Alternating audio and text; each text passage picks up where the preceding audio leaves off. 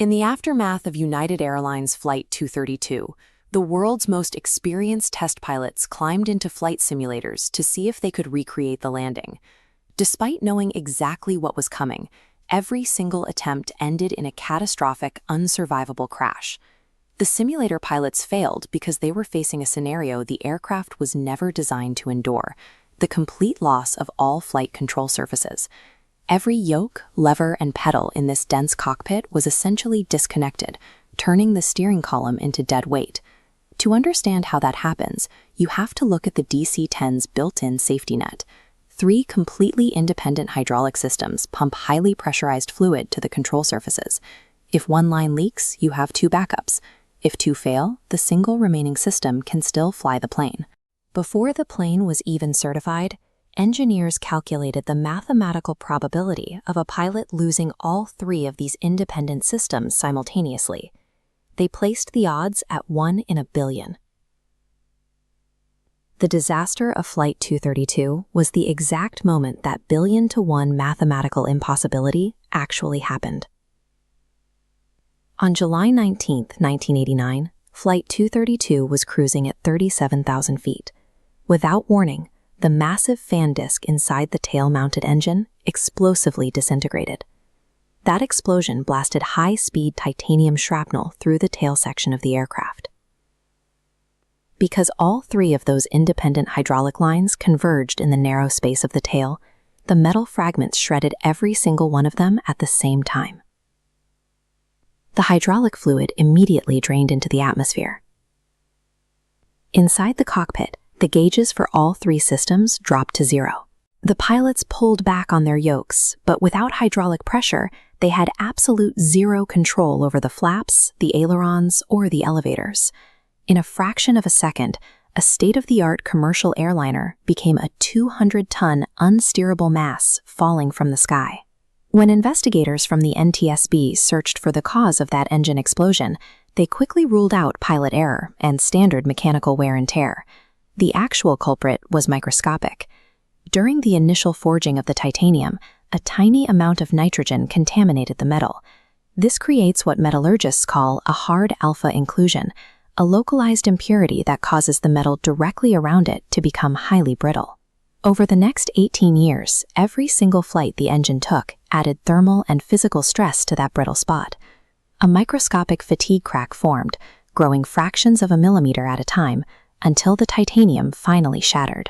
A tiny, invisible anomaly managed to bypass decades of rigorous aviation inspections to bring down a wide-bodied jet. Back in the air, the flight profile was terrifying. Without ailerons to keep the wings level, the plane entered a phugoid cycle, heavily banking to the right and oscillating up and down, shedding thousands of feet of altitude with every dip. A senior flight instructor named Denny Fitch was writing in the passenger cabin. Recognizing the severity of the crisis, he volunteered to help the crew, stepping into the cockpit to take over the only functional systems left on the airplane, the throttles for the 2 surviving wing engines. Fitch used differential thrust to steer. Throttling up the left engine and pulling back the right forces the aircraft to bank right. To control pitch, he manipulated airspeed. Pushing both throttles forward generates to pull the nose up. Pulling them back lets the nose drop. But physics has its limits. Wing flaps are required to slow a commercial jet down for a safe landing, and Flight 232 had none. On final approach, they were descending at a blistering 220 knots, sinking toward the runway at more than 6 times the safe vertical rate. The plane slammed into the concrete, right wing striking the ground first. The force tore the aircraft apart, instantly igniting the jet fuel. Differential thrust could not provide a safe, smooth landing, but by giving the pilots marginal control over their descent, it turned an uncontrolled plummet into a crash landing people could actually walk away from. Despite the devastating fireball and the tragic loss of 112 lives, 184 passengers and crew survived an impact that simulations proved should have been completely fatal.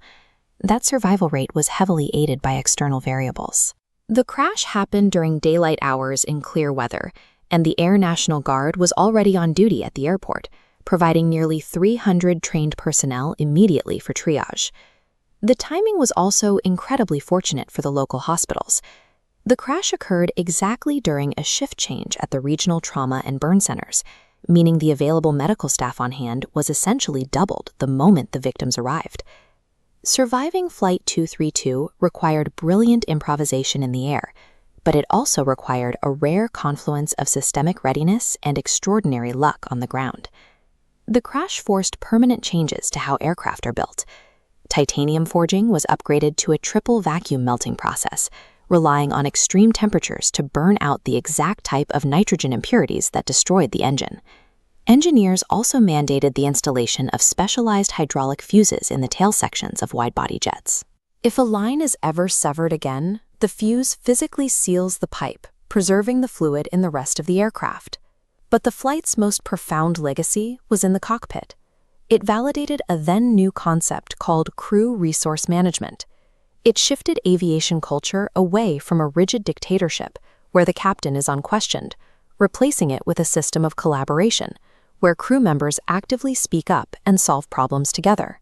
When the mathematical limits of mechanical redundancy are breached, human redundancy, our ability to communicate, adapt, and improvise as a team, remains our greatest safety system.